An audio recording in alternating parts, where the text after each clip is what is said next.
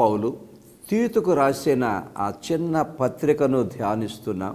3 అధ్యాయాలు మాత్రమే ఉన్నాయి, కానీ ఇది క్రైస్తవ జీవితానికి చాలా ప్రాక్టికల్ పత్రిక. అంటే అనుదిన క్రైస్తవ జీవితాన్ని ఎలా కొనసాగించాలి, ప్రభువునకు ప్రీతికరముగా ఎలా జీవించాలి, పరిచర్య ఎలా చేయాలి, యేసు ప్రభువులో ఉన్న రక్షణలు ఈ భూలోకములను పరలోకములో ఎలా పొందాలి, ఇవన్నీ కూడా చాలా ప్రాక్టికల్గా పౌలు తీతుకు రాస్తూ ఉన్నాడు. తాను స్థాపించిన సంఘాల్లో తీతు ఎలాంటి పరిచర్య చేయాలో, ఆ సంఘాలను ఎలా బలపరచాలో చక్కగా రాశాడు. దాన్ని మనము ధ్యానిస్తూ ఉన్నాం. ఇంతవరకు మొదటి 5 వచనాలు చూసాం ప్రియులరా. ఇప్పుడు 6వ వచనాన్ని ధ్యానము చేద్దాం.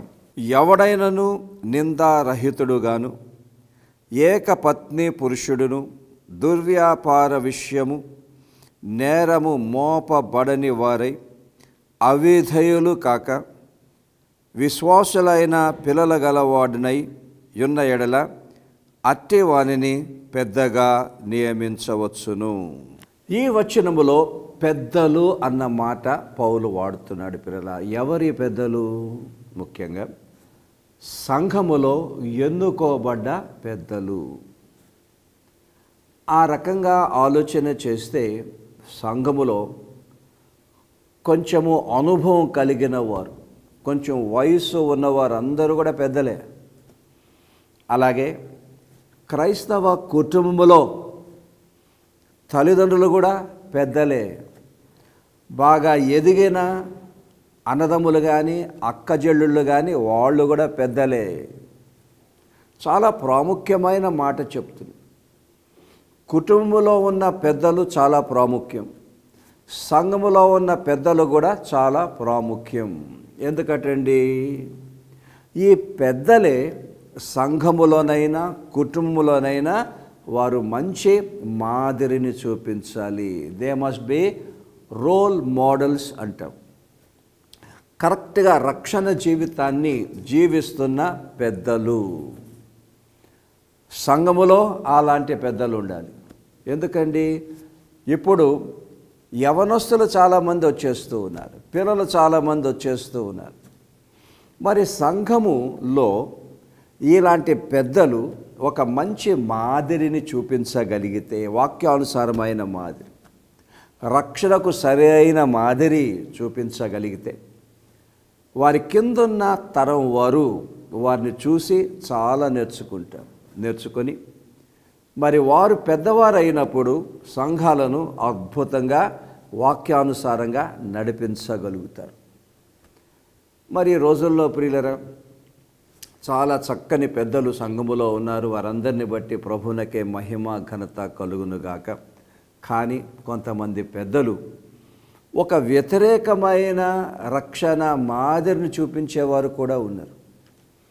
వాక్యానికి భిన్నంగా జీవించేవారు ఉన్నారు, వాక్యాన్ని ఉల్లంఘించేవారు ఉన్నారు, కొట్టొచ్చినట్టే భయంకరంగానే రకరకాల పాపాల్లో జీవించేవారు కూడా ఉన్నారు.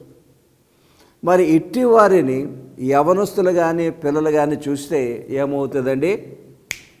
మానవ స్వభావం ఏంటంటే ప్రియులరా, మంచిని అనుసరించడం కన్నా చెడును అనుసరించడం చాలా తేలిక. ఈ పిల్లలు అదే అనుసరిస్తారు. మరి రానున్న తరాల్లో సంఘాలు మరి ఈ తప్పుడు మార్గాల్లో నడిచే ఈ పిల్లలనండి, యవనస్తులనండి, వారి ద్వారా సంఘాలు పూర్తిగా పాడైపోతాయి. ఎంత మంచి మాట చెప్తున్నాడండి పౌలు. సంఘములో ఉన్న పెద్దలు చాలా ప్రాముఖ్యం. ప్రియులరా, సంఘములో మీరు పెద్దలుగా ఉండొచ్చు, వయసు వచ్చిన వారిగా ఉండొచ్చు, ఎన్నో సంవత్సరాలుగా సంఘములో ఉంటున్నవారు ఉండవచ్చు. మీ అందరిని బట్టి మహిమ ఘనత యేసు ప్రభువునకే కలుగునుగాక. కానీ ఇక్కడ పెద్దల్లో ఉండవలసిన ఒక 6 లక్షణాలను పౌలు తీతుకు తెలియచేస్తూ ఉన్నాడు. సంఘములో పెద్దలుగా ఉంటున్న వారు ప్రతి ఒక్కరూ కూడా ఈ 6 లక్షణాలు నాలో ఉన్నాయా, నాలో ఉంటేనే సంఘానికి నేను మంచి మాదిరిగా ఉంటాను. అలాగే కుటుంబం, తల్లిదండ్రులు, కుటుంబంలో తల్లిదండ్రులే పెద్దలు. కొంచెం వయసు వచ్చిన అనుభవం ఉన్న అక్కచెల్లెళ్ళు అన్నదమ్ములే పెద్దలు. అలాగే మామలు తాతలు వాళ్ళే పెద్దలు. అలాగే అత్తలు మామలు వాళ్ళే పెద్దలు. ఏం చేయాలండి వీళ్ళు? వారి కింద ఉన్నవారు పిల్లలైనా యవ్వనస్తులైనా వారికి రక్షణకు మాదిరి జీవితాన్ని జీవించాలి. చాలా చక్కని తల్లిదండ్రులు ఉన్నారు, పెద్దలు ఉన్నారు కుటుంబంలో. దేవునికి స్తోత్రము. కానీ ప్రియులరా, పిల్లలకు ఒక చెడు మాదిరిని చూపించేవారు కూడా లేకపోలేదు. వాక్యానుసారంగా జీవించని వారు, రకరకాల వ్యసనాల్లో జీవించేవారు, బైబిల్లో ఉన్న దేవుని ఆజ్ఞలు ఉల్లంఘించేవారు, దేవుని చిత్తానికి వ్యతిరేకంగా జీవించేవారు. వీళ్ళు వారి జీవితాలు పాడు చేసుకోవడం మాత్రమే కాకుండా వారి పిల్లల జీవితాలు, మనవలు మనవరాళ్ళ జీవితాలు కూడా పాడు చేస్తారండి. అందుకే పౌలు అంటున్నాడు, కుటుంబంలో ఉన్న పెద్దలు కూడా ఈ 6 లక్షణాలు కలిగిన వారై ఉండాలి. మీరు తల్లిదండ్రులైనా, ఇంట్లో పెద్దలైనా, వృద్ధాప్యములో ఉన్నవారైనా ఈ 6 లక్షణాలు మీలో ఉన్నాయో లేదో ఒకసారి ఆలోచన చేసుకోండి. ఒక్కొక్కటి నేను కొంచెం వర్ణిస్తాను, కొంచెం వివరిస్తాను. మరి ఆ తాత్పర్యాన్ని మనము గ్రహించి మరి ఆ సత్యాలు అనుసరించే పెద్దలుగా సంఘములోను కుటుంబంలోనూ కొనసాగుటకు పరిశుద్ధాత్మ శక్తిని మనం పొందుటకు ప్రార్థన చేద్దాం ప్రియులరా. ఆ మొదటి లక్షణం ఏమంటున్నాడంటే, నిందారహితుడును. నిందలేని వారై ఉండాలి. సంఘములో, ఇంట్లో, తల్లిదండ్రులుగా. ఏంటి నింద? వాక్యానికి భిన్నంగా జీవించుట, వాక్యానికి వ్యతిరేకముగా ఏ తప్పన్నా చెయ్యుట. ఒక మాటలో చెప్పుకోవాలంటే,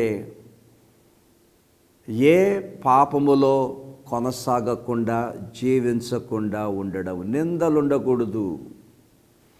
నిజంగానే ఒక నింద ఉన్నది అనంటే సంఘానికి కుటుంబానికి చాలా బ్యాడ్ ఎగ్జాంపుల్ అన్నమాట.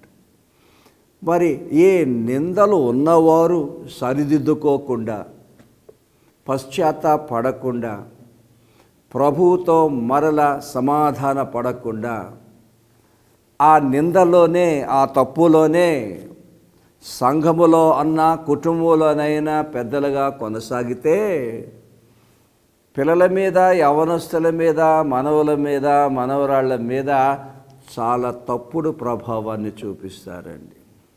నిందారహితముగా. ఒక్కసారి హృదయాలు పరీక్షించుకోండి. వాక్యానికి వ్యతిరేకంగా నాలో ఏదన్నా ఉన్నదా? దేవునికి ఇష్టం లేనిది ఏదన్నా ఉన్నదా? నాలో ఏదన్నా నింద ఉన్నదా? ఒకవేళ ఉంటే కృపలో ఉన్నాము గనుక, యేసు ప్రభువులో క్షమాపణ ఉన్నది గనుక వెంటనే పశ్చాత్తాపడి ప్రభు క్షమాపణ కోరుకొని, అయినా ఇదిగో నాలో ఉన్న ఈ నిందను నేను తొలగించుకుంటున్నాను, తొలగించుటకు నీవు నాకు సహాయం చేయి పరిశుద్ధాత్మదేవ. దీన్ని ఏమన్నామనంటే ప్రియులరా, బైబిల్లో పరిశుద్ధాత్మ దేవుడు మన ప్రాచీన స్వభావాన్ని సిలువ వేయాలి.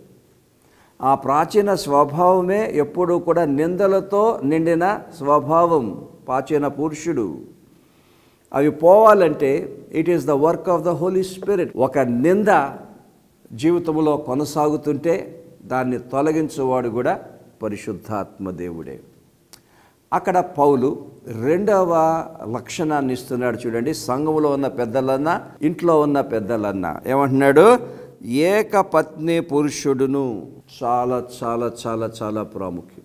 రక్షణ అన్నది ప్రియులరా ఒకరితోనే వివాహం, జీవితకాలమంతా వారితోనే సాంగత్యం. ఇది సంఘములో ఉన్నవారైనా కుటుంబంలో ఉన్నవారైనా తూచా తప్పకుండా పాటించవలసింది. దేవునికి స్తోత్రం.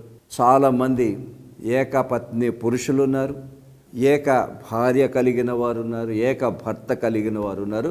దేవునికి స్తోత్రం. కానీ అక్కడక్కడ సంఘములో కనబడుతుంది ప్రియులరా, ఏకపత్ని పురుషుడు కాకుండా అక్రమ సంబంధాలు పెట్టుకొని మరొకరిని పెళ్లి చేసుకొని వ్యభిచారములో జీవిస్తూ వాక్యానికి భిన్నంగా భయంకరమైన పాపములో జీవిస్తున్న వారు ఒకవేళ సంఘములో ఉంటే వెంటనే వారు పశ్చాత్తాపడాలి, వెంటనే ప్రభు దగ్గరికి వచ్చి క్షమాపణ కోరుకోవాలి, వెంటనే శిలువ రక్తములో శుద్ధీకరింపబడాలి. ఎందుకండి? ఒక పాపములో కొనసాగుతున్నామనంటే అది రక్షణకు సాదృశ్యం కాదండి. రక్షణ పొందిన వారు వారిలో బ్రతికిన మనసాక్షి ఉంటుంది, వారిలో క్రొత్త మనసాక్షి ఉంటుంది, క్రొత్త స్వభావం ఉంటుంది. వారు పునర్జన్మ సంబంధమైన స్నానము చేసిన వారు. రక్షణ పొందిన వారు తప్పు చేస్తే వెంటనే మనసాక్షి గద్దిస్తుంది. రక్షణ పొందిన వారు తప్పు చేస్తే వెంటనే దానిలో నుండి బయట పడడానికి ఉక్కిరిబిక్కిరవుతారు. ఎప్పుడెప్పుడు బయటపడదామా అని వెంటనే గ్రహిస్తారు, పశ్చాత్తాపడతారు, ప్రభు క్షమాపణ కోరుకుంటారు, ప్రభుతో రాజీపడి సమాధానంగా జీవిస్తారు. కానీ ఒక పాపములో కొనసాగుట అది రక్షణకు సాదృశ్యము కాదు. హృదయాన్ని కఠినపరుచుకున్నామన్నమాట, వాక్యానికి భిన్నంగా జీవిస్తున్నామన్నమాట. మరి ఆ రకంగా జీవించడం అన్నది రక్షణకు వ్యతిరేకం, పరలోకములో నిత్య జీవానికి వ్యతిరేకం, ఆధ్యాత్మిక జీవితానికి వ్యతిరేకం, నైతిక జీవితానికి వ్యతిరేకం, ప్రభువు నుండి వచ్చే ఆశీర్వాదాలకు వ్యతిరేకం. సంఘములో ఎవరూ కూడా కొంచెం వయసు వచ్చిన వారు కానీ పెద్దవారు కానీ ఈ అక్రమ సంబంధాల జోలికి వెళ్ళకూడదండి. ఒకవేళ తప్పైపోతే వెంటనే పశ్చాత్తాపడాలి, ప్రభు క్షమాపణ కోరుకోవాలి, మళ్ళీ దాని జోలికి వెళ్ళకూడదు. ఎందుకు? అది రక్షణకు సాదృశ్యము కనుక. అలాగే ఇళ్లల్లో కూడా ఈనాడు చక్కని తల్లిదండ్రులు ఉన్నారు, మంచి మాదిరి కలిగిన తల్లిదండ్రులు ఉన్నారు, దేవునికి ఇస్తుంది. కానీ అక్కడక్కడ ఈ అక్రమ మార్గాల్లో అక్రమ సంబంధాలు పెట్టుకున్న భర్తలో ఉన్నారు, భార్యలో ఉన్నారు. ఇదంతా భయంకరమైన సంగతి అండి. మరి పిల్లలు అది చూసినప్పుడు ఏం చేస్తారు? వాళ్ళు మా అమ్మ ఏది చేస్తే మేమెందుకు చేయకూడదు, మా నాన్న ఏది చేస్తే మేమెందుకు చేయకూడదు. అంతేకాకుండా ఏ కుటుంబంలో అయితే ఒక అక్రమ సంబంధం ఉంటుందో ప్రియులారా వినండి నా మాట, ఆ కుటుంబం నరకంగా తయారవుతుంది. భర్త భార్యను ప్రేమించవలసిందిగా ప్రేమించలేడు, భార్య భర్తను ప్రేమించవలసిందిగా ప్రేమించడు. ఎప్పుడు గొడవలే, ఎప్పుడు తనుకోవడమే, ఎప్పుడు తిట్టుకోవడమే, ఎప్పుడు వాదించుకోవడమే. పిల్లలకు నెమ్మది ఉండదు. మరి తల్లిదండ్రులను చిన్ననాటి నుండే ఆ రకంగా వారు జీవించడం చూచినప్పుడు పెద్ద అయిన తర్వాత వారు చేయరా? తప్పకుండా చేస్తారు. క్రైస్తవ కుటుంబంలో సహితం ఈ అక్రమ సంబంధాల్లో ఎవరన్నా జీవిస్తున్నట్లయితే జాగ్రత్త. మీరు ఎంతో ప్రేమతో పెంచుతున్న మీ పిల్లల జీవితాలను మీరు పాడు చేస్తున్నారు. వారి మనసులను మీరు కాలుష్యము చేస్తున్నారు. మీరు నడిచినట్టే తప్పుడు మార్గాల్లో వారు నడుచున్నట్లు వారికి మీరు తప్పుడు మాదిరి చూపిస్తున్నారు. ప్రభు మాట్లాడుతున్నారు, ఎవరైనా సరే ఎంత కష్టమైనా సరే వెంటనే రక్షణకు సాదృశ్యముగా ప్రతి విధమైన అక్రమ సంబంధం, వ్యభిచారం, ఇవన్నీ దరిదాపుల్లో కూడా రాకూడదు. ఎందుకండి? రక్షణ అంటే నిష్ఠ, రక్షణ అంటే పరిశుద్ధత, రక్షణ అంటే వాక్యానుసారంగా జీవించుట. రక్షణ పొందిన వారు ఎవరూ కూడా ఈ అక్రమ సంబంధాల్లో కొనసాగరు. చాలా డేంజరస్ అన్నమాట అది. సో పౌలు తీతుకు రాస్తూ అంటున్నాడు, సంఘములో ఉన్న పెద్దలైన, కుటుంబంలో ఉన్న పెద్దలైన ఏకపత్ని పురుషులై ఉండాలి, ఒకరికే కట్టుబడి ఉండాలి, ఆ వివాహములోనే ఉండాలి, కొంచెము కూడా అడుగు బయట పెట్టకూడదు. ఎందుకు?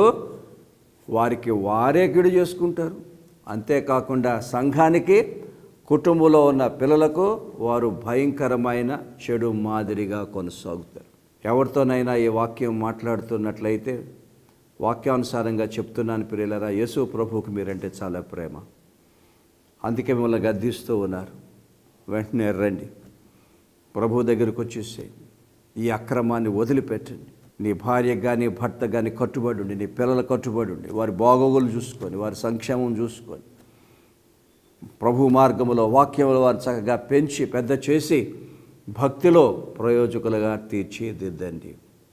ఇక్కడ పౌలు తీతుకు సంఘములో కుటుంబంలో ఉన్న పెద్దలకు ఉండవలసిన 3వ లక్షణాన్ని ప్రస్తావన చేస్తున్నాడు. చూడండి, అదేమిటంటే దుర్వ్యాపార విషయము నేరము మోపబడిన వారై. దుర్వ్యాపారము అని అంటే వాక్యానికి భిన్నముగా జీవించుట. మరొక రకంగా చెప్పాలంటే దుర్వ్యాపారం అంటే మోసాల్లో జీవించుట, అన్యాయాల్లో జీవించుట, అక్రమములో జీవించుట. ఎంత ప్రాముఖ్యమండి! రక్షణ జీవితంలో సంఘములో ఉన్న పెద్దలైన, కుటుంబంలో ఉన్న పెద్దలైన ఎలాంటి మోసములో జీవించరాదండి. కానీ ఏ మోసము చేయని పెద్దలు ఉన్నారు సంఘములో, కుటుంబాల్లో తల్లిదండ్రులు ఉన్నారు. దేవునికి స్తోత్రం. కానీ అక్కడక్కడ కనబడుతుందండి సంఘాల్లో భయంకరమైన మోసాల్లో జీవిస్తూ అనేక మందిని మోసం చేస్తూ ఆ మోసములోనే కొనసాగుతూ సంఘములో పెద్దలుగా చలామణి అగుట. ఇంకా చెప్పాలంటే ప్రియులరా, ఎంత బాధాకరం అని అంటే దేవుణ్ణే మోసము చేయుట, సంఘములో వచ్చే కానుకలనే దొంగిలించుట, సంఘములో ఉన్న కానుకలనే స్వార్థము కొరకు వాడుకొనుట, సంఘములో వచ్చే కానుకలనే వారు కొన్ని సందర్భాల్లో వ్యసనాలకు వాడుట. ఎంత భయంకరమైన సంగతి! దేవుణ్ణే మోసం చేయడం. పౌలు అంటాడు, రక్షణ పొందినవారు సంఘములో విశ్వాసులను కానీ, వారి ఉద్యోగాల్లో కానీ, వారి వ్యాపారాల్లో కానీ, కుటుంబాల్లో కానీ, బంధువుల్లో కానీ, స్నేహితుల్లో కానీ ఎవరిని మోసము చెయ్యరు. ఎందుకండి? రక్షణ అంటే నిష్ఠ, యథార్థంగా బ్రతుకుట. అలాగే మరి కుటుంబాల విషయం వచ్చినా కూడా ప్రియులరా, చక్కని భార్య భర్తలు ఉన్నారు, కానీ అక్కడక్కడ కొంతమంది జీవితాలు ఎలాగుంటాయంటే భర్తకు తెలియకుండా భార్యను భర్త మోసం చేయడం, భార్యకు తెలియకుండా భార్య భర్తను మోసం చేయడం, ఒక గుట్టుగా వ్యవహారాలు నడిపించడం. అనేక విషయాలు, అది డబ్బు విషయం కావచ్చు, లైంగిక విషయం కావచ్చు, తప్పుడు మాటలు కావచ్చు, తప్పుడు విధానాలు కావచ్చు, దాచిపెట్టేయడం. లోపల ఒకలాగా బయట ఒకలాగా, బయటేమో చాలా ప్రేమగా కనబడడం, లోపలేమో మోసం. ఎంత భయంకరమోనండి. ఇంకో మాట కూడా పరిశుద్ధాత్మ దేవుడు చెప్పమంటున్నాడు ప్రియులరా. ఇక్కడ దుర్వ్యాపారము అంటే అక్రమ సంపాదన, లంచాలు తీసుకొనుట. రక్షణ పొందిన బిడలు ఏ ఉద్యోగములో ఉన్నా వారు లంచాలు తీసుకోరు. అది అక్రమ సంపాదన, అది అన్యాయపు డబ్బు.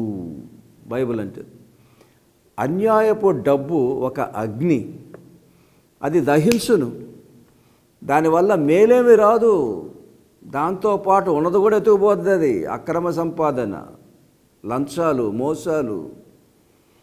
చాలా జాగ్రత్తగా ఉండాలి. పెద్దలైన వారు, రక్షణలో బాగా ఎదిగిన వారు లంచాల జోలికి వెళ్ళొద్దు. నీ జీతం ఎంతో అంతే, దాన్నే వాడుకో, ప్రభు దీవిస్తారు. ఈ అక్రమ సంపాదన అన్యాయము కావచ్చు, గొప్ప వచ్చుబడి కంటే న్యాయముతో కూడిన కొంచెమే శ్రేష్టమంటది బైబిల్. ఎంత ప్రాముఖ్యమండి! సంఘములోనైనా కుటుంబంలోనైనా ఎవరిని మోసము చేయరాదు. పెద్దలు మోసం చేయరాదు, పిల్లలు తల్లిదండ్రులు మోసం చేయరాదు. అంతేకాకుండా ఈ అక్రమ సంపాదనకు చాలా దూరముగా ఉండాలి. ఇక్కడ దుర్వ్యాపారం అంటే ఇంకో మాట కూడా ఉంది బైబిల్లో ప్రియులరా, అన్యాయము చేయుట. సంఘములో సేవ చేసినప్పుడు తోటి విశ్వాసులకు, అది పెద్దలు కావచ్చు, పాస్టర్లు కావచ్చు, ఎవరైనా కావచ్చు, న్యాయం చేయాలి, చేయవలసినవి చేయాలి, ప్రభు అప్పగించినవి చేయాలి, వారి శ్రేయస్సు కోరాలి, వారి బాగోగులు కోరాలి. మరి కుటుంబంలో కూడా పెద్దలు ఏం చేయాలండి? ఎవరికి అన్యాయము చేయకూడదు. భర్త భార్యకు అన్యాయం చేయకూడదు, భార్య భర్తకు అన్యాయం చేయకూడదు, పిల్లలు తల్లిదండ్రులకు, తల్లిదండ్రులు పిల్లలకు అన్యాయం చేయరాదు. అంటే అర్థం ఏంటండి? అన్యాయం అంటే ఏంటండి? ఒకరి పట్ల చేయవలసింది చేయకపోవడమే అన్యాయం. ఎంత లోతుగా ఉంటుందండి బైబిల్. రక్షణ ఎంత అమూల్యమండి. దుర్వ్యాపారం, ఫలానాది నా కుటుంబంలో నా భార్య కానీ నా భర్త కానీ పట్ల నేను చేయకూడదు, మానేసేయాలి. ఫలానాది నా భర్తకు భార్యకు నేను చెయ్యాలి, వెంటనే చేపట్టాలి. అలాగే పిల్లలు, తల్లిదండ్రులు, సంఘములో ఉన్న పెద్దలు, సేవకులు, సంఘములో ఉన్న విశ్వాసులు, పాస్టర్లకు, పెద్దలకు చేయవలసినవి చెయ్యడమే ప్రియులరా అది న్యాయం. చూస్తున్నారు ఎంత బాగుంటుంది దేవుని వాక్యం. పౌలు అంటున్నాడు, దుర్వ్యాపారం విషయములో ఎవరు ఎవరిని మోసము చేయకుండుట. ఇక్కడ 5వది కూడా పౌలు సంఘములో ఉన్న పెద్దలకు, కుటుంబంలో ఉన్న పెద్దలకు సూచిస్తున్నాడు. చూడండి ప్రియులరా, అవిధేయులు కాక విశ్వాసులైన పిల్లల గలవాడునై ఉన్న ఎడలా. ఎంత ప్రాముఖ్యమండి. సంఘ పెద్దలండి బాగా ఎదిగిన వారు, వయసుకు వచ్చిన వారు, అనుభవంగా ఉన్నవారు, సంఘములో ఉన్న ఆ విశ్వాసులందరూ కూడా వారి పిల్లలతోనే సమానం. మరి ఆ పిల్లల్ని వారు ఎలాగా ఏలాలి, ఎలాగా వారికి మార్గదర్శకులుగా ఉండాలి? నిజమైన విశ్వాసులుగా వారిని తయారు చేయాలి. అబ్బా, ఎంత గొప్ప బాధ్యత ఉందో చూడండి. యేసు ప్రభువునందు నిజమైన విశ్వాసులుగా, రక్షణ పొందిన నిజమైన విశ్వాసులుగా, వాక్యానుసారంగా జీవించే విశ్వాసులుగా, దేవునికి చేయవలసినవి చేసే విశ్వాసులుగా, సంఘములో ఉన్న కాపర్లు కానీ పెద్దలు కానీ వారికన్నా కింద ఉన్న వారికి, తక్కువ వయసు ఉన్న వారికి మాదిరిగా ఉండాలి. అలాగే కుటుంబంలో తల్లిదండ్రులకు ఎంత గొప్ప బాధ్యత ఉందండి. కొంచెం వయసు వచ్చిన అన్నదమ్ములకు, అక్కజోళ్ళకు ఎంత బాధ్యత ఉందండి. నా కుటుంబంలో ఉన్న పిల్లలు, నా కుటుంబంలో ఉన్న తమ్ముళ్ళు, లేకపోతే నా చెల్లెళ్ళు నిజంగా వారు విశ్వాసములో ఎదుగుతున్నారా, విశ్వాసములో కట్టబడుచున్నారా? ఎవరు కట్టాలండి వారిని? సంఘములో ఉన్న పెద్దలే కట్టాలి. తల్లిదండ్రులే పిల్లలను విశ్వాసములో పెంచాలి. అక్కజెళ్ళుళ్ళు, అన్నదమ్ములే విశ్వాసములో పెంచాలి. కుటుంబంలో ఉన్న పెద్దలు ఒక మాటలో చెప్పాలంటే కుటుంబంలో చిన్నవారిగా ఉన్న వారందరికీ విశ్వాస విషయంలో మాదిరిగా ఉండాలి. ఇక్కడ విశ్వాసం అంటే రక్షణ. వారికి రక్షణ ఉందో లేదో చూసుకోవాలి. రక్షణలోకి వచ్చిన తర్వాత రక్షణ జీవితాన్ని జీవిస్తున్నారో లేదో చూసుకోవాలి. మరి ఈ రకంగా కుటుంబంలో ఉన్న పెద్దలు, సంఘములో ఉన్న పెద్దలు చేయగలిగితే ప్రియులరా నిజంగా వారు సంఘములో పెద్దలుగా ఉండడానికి అర్హులే. వారి ద్వారా సంఘము, కుటుంబము ఎంతగానో ఆశీర్వదింపబడుతుంది.